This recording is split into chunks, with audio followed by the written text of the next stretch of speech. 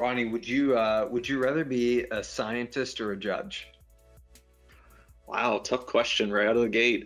Scientist or a judge? I'll go with scientist. Yeah. I'll study things and present the findings and let everyone else judge. You just like wearing lab coats, let's be honest. Got a huge collection. You've got a closet full of lab coats, and It's you didn't true. want to talk about it, but we're forcing the issue. It's true. I can't deny that. It's a safe space. Up until our guest today referenced the scientist versus judge idea. Up until that moment, I probably would have said judge. Now I'm rethinking everything, and so we'll see where the conversation goes today. So welcome everyone to Group Thinkers, the podcast from RKD Group. I'm your host Justin McCord. With me, as always, is Ronnie Richard, the scientist in training, and so we've got a great episode today. A very interesting conversation, as you all know, as our listeners and as our audience, that uh, what we do on the show is that we try and take one aspect of the nonprofit marketing landscape and really go deep into that and have someone join us to talk about something that's either new, innovative, fresh, different in that space. And so we're turning that dimension just a little bit today through the series of conversations that we've been having over the last few weeks, last few episodes, which is all around uncertainty. And so when Ronnie and I were thinking about the uncertainties that are around us, from the inflation to the recession to the heels of the pandemic to uh, all of the challenges that we're seeing in direct response right now of um, rising costs, maybe change in response, longer lead times, all of those things that are challenging our norms. One of the things that we talked about was, geez, could we just find someone to help us unpack the idea of uncertainty? Like we don't want to talk about marketing for a second. We almost want to find a therapist. We want to talk about the idea of uncertainty. And so we found someone who is I'm gonna say, Jim, that you're therapist adjacent in this scenario. So Jim Very Pacey, good. welcome to the show. How are things in Austin today, Jim? Just as normal in the summertime in Austin, it's hot, hot, and hot. And Yeah, we need some rain. So if you guys have some up there, send it down this way. We really need it. We're hanging on the thread of like a 20% chance of rain. So we're hopeful of that tomorrow. But other than that, things are good here. yeah, Things continue to move forward, and it's Austin's always been a good home to me. So today's no different. that's awesome. That's awesome. Well, if it does happen to rain in the Dallas area, we'd probably soak it all up, and then it would, go through the full cycle, and maybe get down to you. Uh, So what's interesting, Ronnie, about Jim is that he's got ties to the nonprofit space, ties to executive coaching, ties to consulting, but he's an expert in an area that we wanted to dive into in terms of understanding uncertainty, and that's emotional intelligence. And so, for our audience, what drew us to Jim was a course that he teaches along with Kirsten Bradbury at the University of Texas that's called Emotional Intelligence for Leaders. So, before we talk about this course and talk about emotional intelligence and how that relates to uncertainty, uh, Jim, tell us about your long and winding road that got you into this space, and those Central Texas hills that your journey has taken you on. yeah, it's an interesting, and it does go back a few years, by the way. But I started with the Y in 1979 in Houston, and I think my career has been, especially in the Y, professional staff are expected to raise money almost from day one. So it's always been about fundraising. Fortunately, I didn't stay in Houston too long. I came to Austin in 1986, moved on to St. Louis, Seattle, had different experiences there. In just about every stop other than St. Louis, I started a new YMCA from scratch, and that was all grassroots kind of stuff. I came back to Austin in 1997 and actually was the executive director of YMCA that I had started many years before that, my first stop in Austin. And so that was really a unique experience. And we are really focused on raising funds along with the operations at the time. So eventually, they asked me to become the vice president of development. So that meant I was all about fundraising, um, and and then moved on to vice president of operations for the YMCA of Austin. In the meantime, along the way, I was asked by the YMCA of the USA, which is the national office for YMCA's, to become a trainer. And the training was leading and coaching others. And the basis of that was in emotional intelligence. And that's really where I got my first bath, I would say, in emotional intelligence and trying to understand it and going, wow, that's a lot of what I do. And I didn't even know that it fit into some sort of category. It's just relationships were so important to me along the way. And so I left the Y almost 5 years ago, about 4.5 years ago. And at the time when I left there, I knew I wanted to do some consulting work. And one of the things I wanted to do was to write some leadership courses because I thought it had so much value from my time with the Y.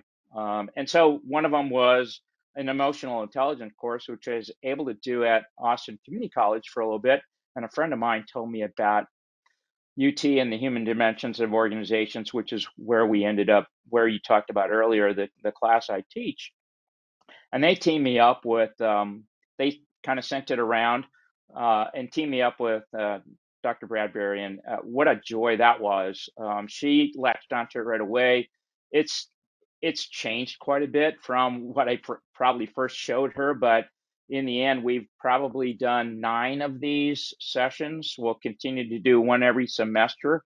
And so that's kind of where we ended up at UT Austin. We're hopeful to do a second one that we're really trying to work on now on decision making, but it still is all based off of emotional intelligence. And Dr. Bradbury is an amazing woman, and she brings in the education and research. I bring in a lot of the practical experience over the 38 years in the Y. So that's in a nutshell, maybe a little longer than you wanted, but you can edit that out if you need to, right? No, I mean, like, what we find interesting about, hearing people's journeys is that, I mean, geez, it's cliche, but the journey's important. And so, Yeah. each of those stops along the way at the Y, each one of them, they helped form what you're doing today. And I think that that's important for us as leaders to remember on the days whenever it's hard days, and on the days to wherever it's easy days or days where you celebrate, that each one of those moments, they really do kind of form and refine you in the way that you lead. And so your journey it's impressive, and one that we're proud to get to shine a light on, and be able to talk to you about your current area of expertise. And so help me with this. What is emotional intelligence? What the heck is it anyway?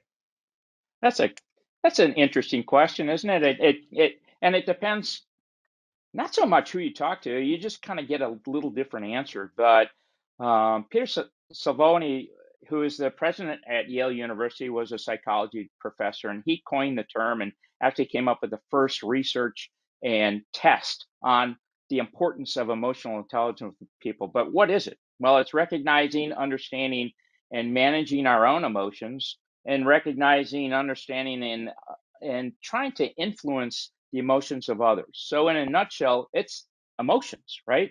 We can't deny them. They're here with us. How do we use those for our benefit and for others' benefit as well? And so we can impact people positively and negatively with our emotions, but the main thing is, how do we work with those?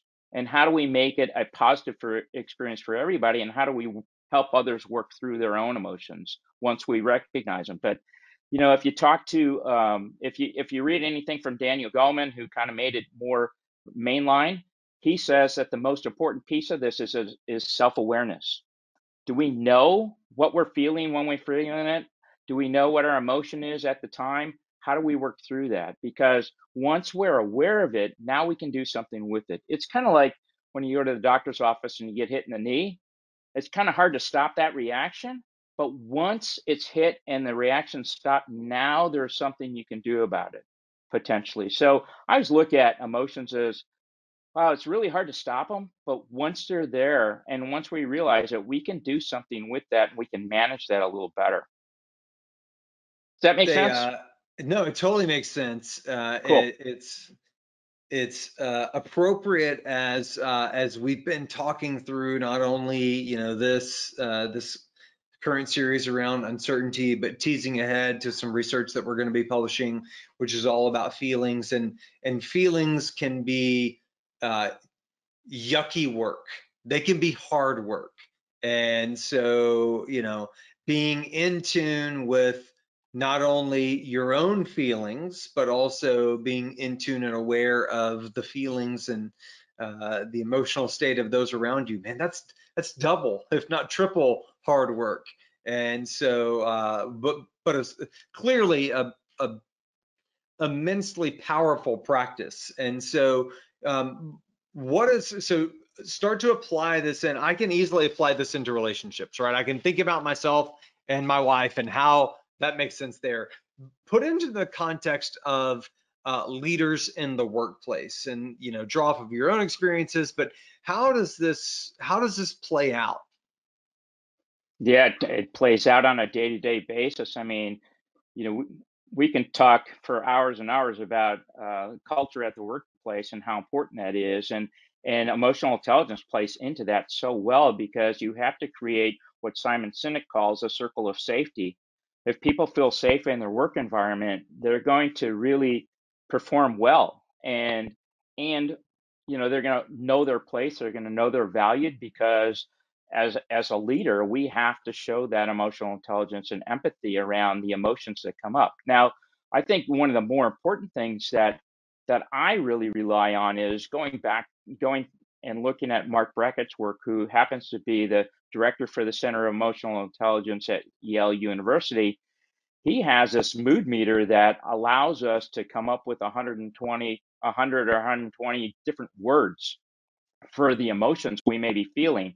And they're not about positive and negative emotions, they're more about lower and higher energy type. So he doesn't put a label like that on it. He puts it low, high energy, but it's really important that we can put a label on that when we're feeling it because it's really difficult otherwise. What do we say? Well, I go back to my early college days and it was mad, glad, sad, and frightened. Those were the four emotions and feelings we had. Everything could be put under that. But Mark says no, there's a lot more to it, and it's much more nuanced than that.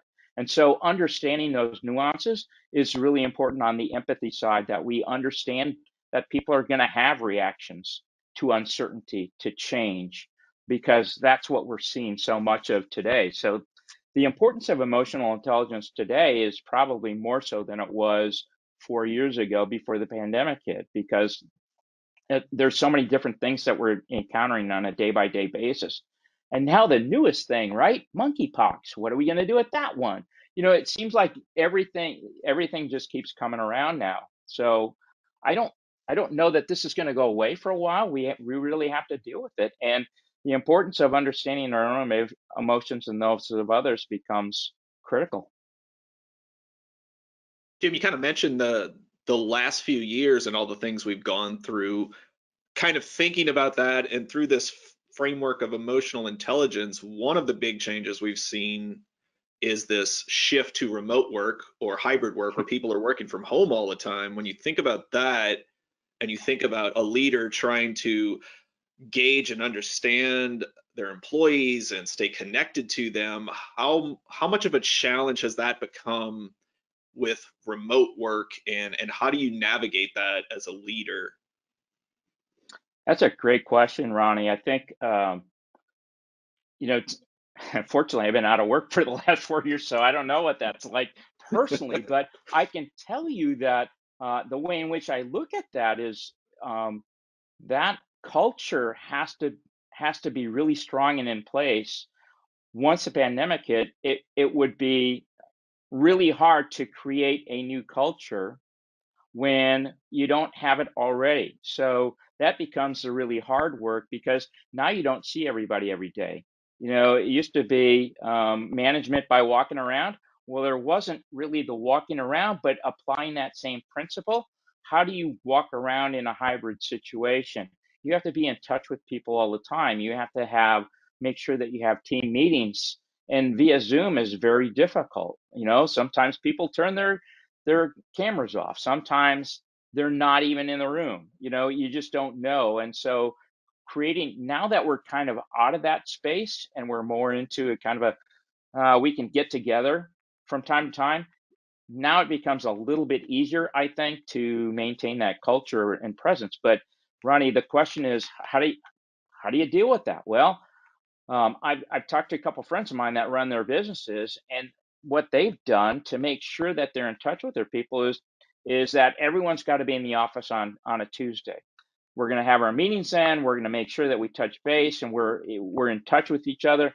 So in that sense, it works for them that a Tuesday is when that culture really is set for the rest of the week, and they can touch base with themselves. They know that there's a time to talk to folks. But I watched my wife work with the state of Texas, and she was a manager of about 7 people, and just trying to stay on top of that was during the Zoom calls were really interesting. She struggled with some of them. She did really well with others, but I think it becomes a sense of how well do you know that person, how well can you talk to them, and how well can you bring up those difficult conversations when things aren't either going well or things aren't being done. And Ronnie, if you and I were having that type of discussion, I have to know how you're going to take that. I have to anticipate that a little bit so that I can work with you. Because if I say something a little critical, is how are you going to take that? I've got to be way ahead of that. I got to be kind of playing chess on that a little bit to make sure that I know what the possible reactions are.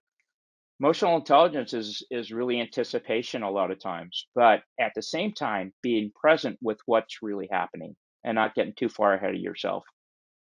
Does that help? And there's so many thoughts that are and feelings, Jim, that are going through my mind. So just to draw off of something that you just said, Yeah. and to put a really bad sports analogy on it, you talked about both anticipation and being present. And so, I was a basketball player in high school. I wasn't a great basketball player, but I was a point guard. And really, the role of the point guard is both to be present and to anticipate, right? And so there is something about being able to be aware in the moment and also know what's coming next so that you can influence and direct what's coming next. And Ronnie, I love your question there about the hybrid work environment that many organizations, nonprofits, and those that work with nonprofits have entered into, because the ever-present video call can be transactional. And so, interpreting what Jim's sharing, it's almost like even in the midst of what could be a transactional interaction, you've got to work extra hard to be both present and anticipatory so that you can continue to lead. Am I pulling on some of the chords, Jim? Yeah, no question about it. I think the other anticipation is, in many cases, when we're in the presence of others, we can tell what's going on with them through body language, right? By Yeah. watching that. So if the camera's off or they're not really being expressive with that, we have to dig a little deeper. And so video, on the one hand, makes it so much easier. We don't have to travel as much, or we don't have to all be in the same room to do that. On the other hand, it can make it a little more difficult in terms of reading other people. And that is part of what emotional intelligence tells you to do, is to try and read those other things. But again, Justin, we go back to that. Are we a judge or are we a scientist in that? Mm, And understanding that we still have to ask a lot of questions. You know, yeah. it, sitting here, I could say, hey, Ronnie, what's going on with you? You know, what are you feeling right now?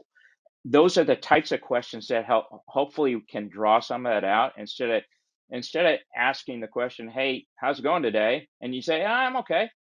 You want to dig a little deeper by asking the right questions. What are you feeling right now? That's a different kind of question that we can answer. We just have to find the right ones to draw people out a little bit more.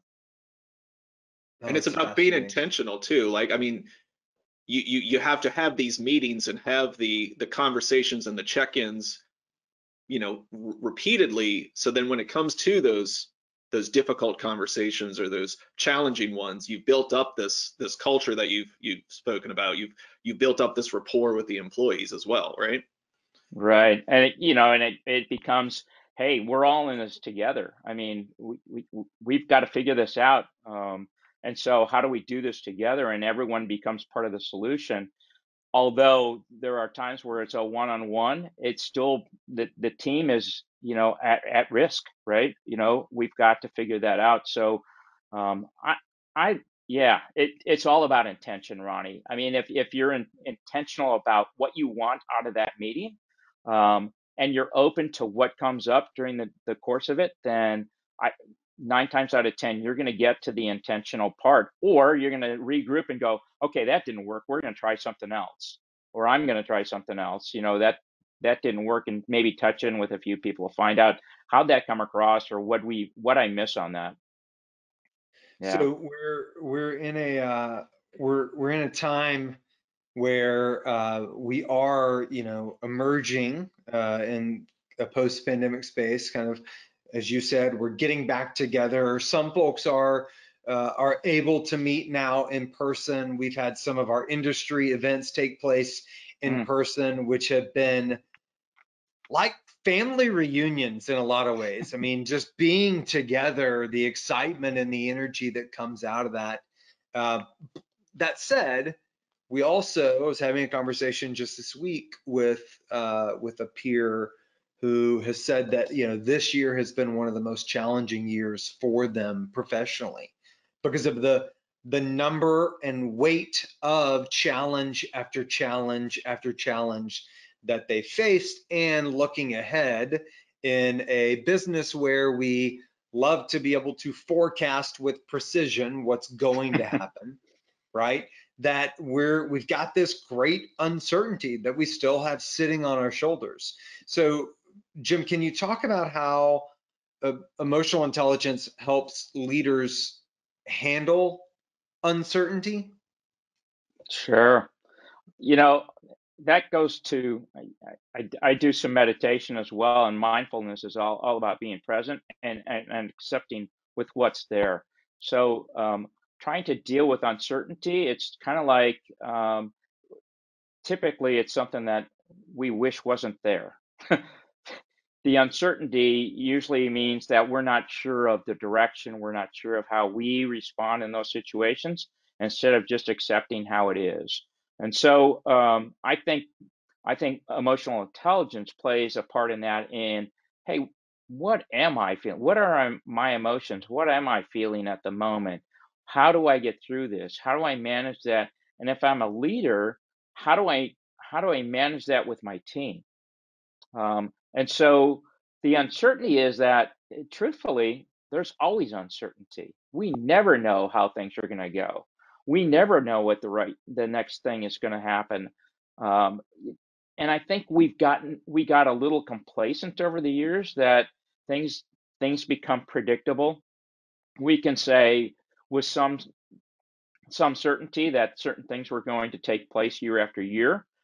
And in your work, as you guys look at fundraising and the results from that, and the research from that, there were things that we could rely on year after year, right? I know that we relied on, there were a certain percentage of people that were going to come back and give to us, as long as they were asked, right? and there were a certain percentage that just weren't. But we knew that. Today, I have no idea how fundraisers are looking at this. I think it's really up in the air. So I think we have to manage ourselves first and be okay with what's happening, and being positive about how we're going to move forward to find the answers that we need to create positive results for the organization or for ourselves and for our team. Well, I will say the one thing is that today we do have a lot more data to work with. That brings a certain angle of certainty. Maybe. Does it? Perhaps, right? Yeah. It at least gives some numbers, and you know, those are important pieces. It all goes into how you approach your work in terms of, you know, that creates the backdrop, right? We know that this has happened over the years. How do we predict the future? We look at the past. You know, that's our best way to look at what the future holds. So yeah. So, Jim, in thinking about putting on your fundraising cap once again, you're back at the Y, you're trying to raise money, and you're in this environment right now. How would you, as with your knowledge of emotional intelligence today, how would you counsel, how would you advise YMCA Jim on what to do? Because we often tell our clients, don't make rash decisions, you know, stay the course, stay in market, things like that. And in a way, that's the emotional intelligence of don't, you know, worry about the challenges ahead, like focus on your, you know, staying the course. What advice would you give to fundraisers today? Yeah, I think it's still all about relationships. It's the importance of relationships and what we look at that now. Given that more and more people are probably giving online, and less, you know, that there's less interaction per se, person to person, that's still going to be important. And how do you create that relationship between even the smallest amount that's given with the people there? Because the whole idea was always to move those people up somehow. How do we move them from a $25 gift to a $50 gift next year, or a $100 gift? Or but it's all about relationships and where we spend our time. What I think is going to be, or is the issue at hand, is how do we do that? Because we only have so many hours in the day, and we only have so many people on our team. Now, how do we break that up? I mean, how do we figure out who is most important to really make sure that we have a solid relationship with, and really find what their connection is with the organization if they've never given before, especially. So that data becomes really important. You know, why do they give? What caused them to give this time around becomes like critical. So the work that you guys are doing within that becomes a critical piece to how people, how I would say, hey, Jim, this is what you need to look at. But don't forget that the relationships you have, and the uncertainty um, around the emotions on how the team moves forward with it is going to be critical too. So understanding that and going, okay, we're all in this together. How do we make sure that we make headway in this? How do we raise the best amount of money with the efforts that we have and the time that we have to make that happen? So being in touch with kind of managing and calming our own emotions because there's uncertainty. I mean, you know, it's like anything else. It's just that the pandemic has really brought forward those emotions and that uncertainty all more in the last few years than we've ever seen in since the early 1900s with the pandemic. So, and I have no idea what fundraising was like back then, but we know what it is like now, and we know it's changed. And how do we make that work for us down the road? Yeah, I think you know, just reflecting on some of the things, Jim, that we've heard from you, the idea of understanding your emotions, right? Understand them, but don't let them control you, right? That's a tough Exactly. balance. That's an internal balance that can be challenging.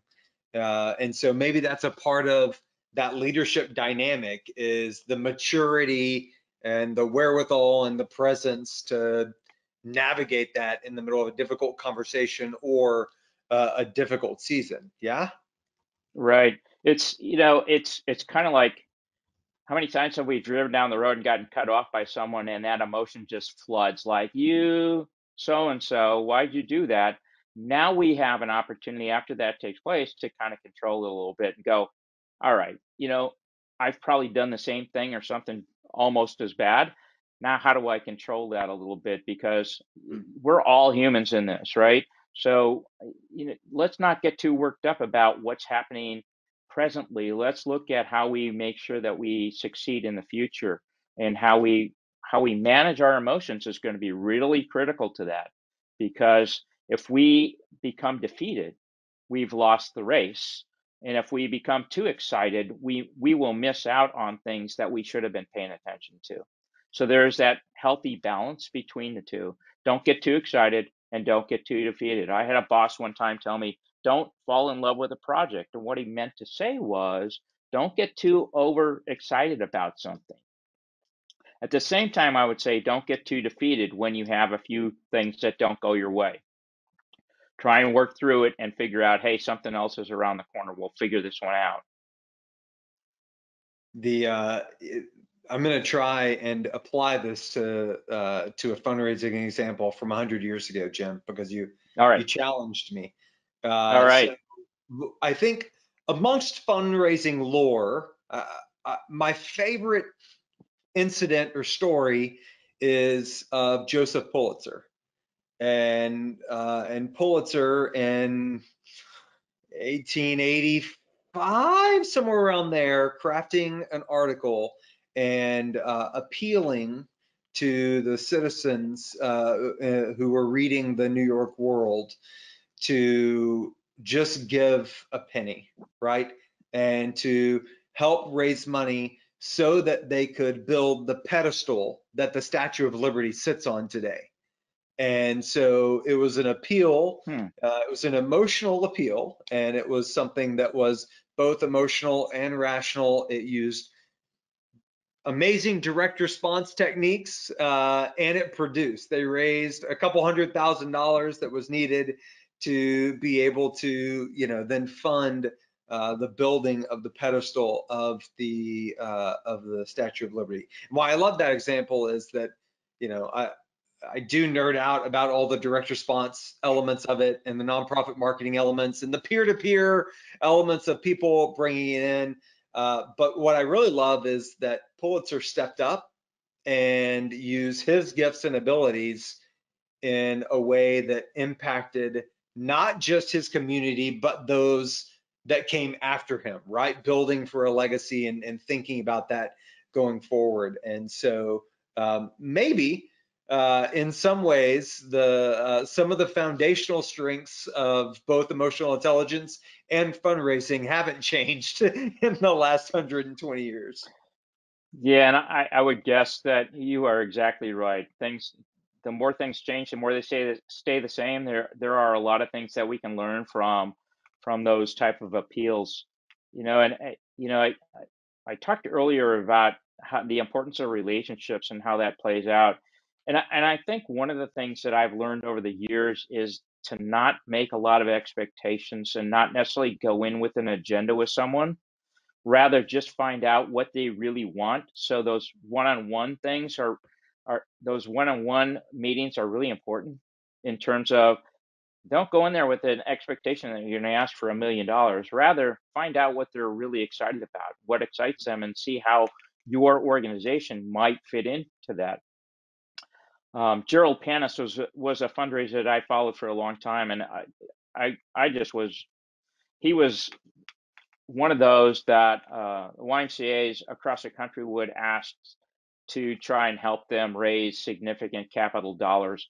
And he rarely asked for a number from someone. He rarely asked for a gift, because in the end, they were asking him if they could make a gift, because the way he explained it was just amazing. So the relationships that we build are really important. And sometimes it's best not to have an agenda with it.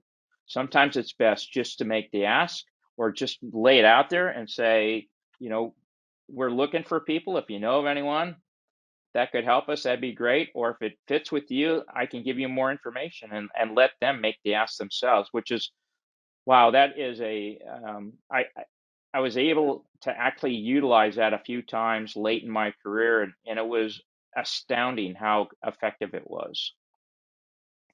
Listening might be our greatest weapon, huh? I mean, it's just Listening is one of the most important pieces of emotional intelligence. In fact, in most of what we talk about, especially in the coaching world, talk 25% of the time, listen 75% of the time, and that is true in fundraising as well.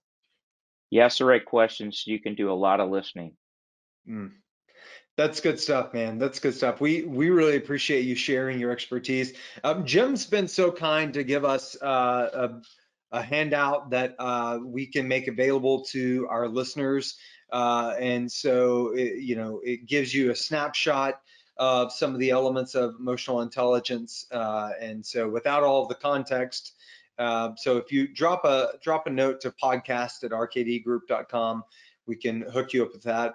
Jim, just in terms of closing, if folks want to find out more about your and Dr. Bradbury's work, how do they get in touch with you? Where do they find you? How can they reach out to you? Sure. Yeah, you can look up University of Texas Human Dimensions of Organizations for all the trainings. They do a great job, a wide range of trainings there. So, and you can find us on there.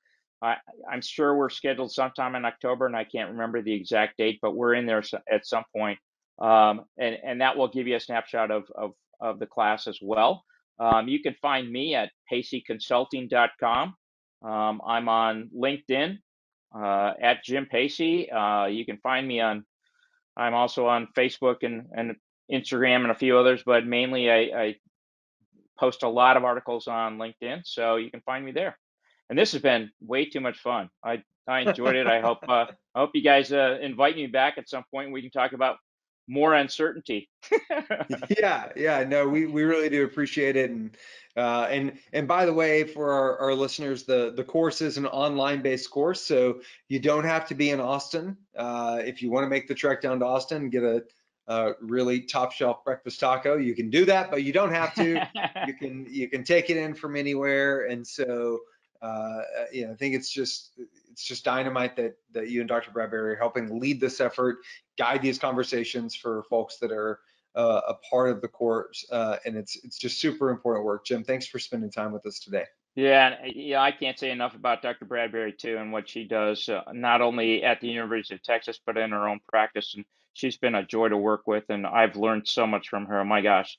So if your listeners have a chance to take part in our training, I can assure you that she is way more interesting on the research side of things than I am. So I come in with hopefully what I do best, and she comes in with what she does best, and she has some really cool stuff to say too. There's a reason why you've got a play-by-play and a color commentary person. There's a great dynamic there. So yeah, Jim, absolutely. Thanks.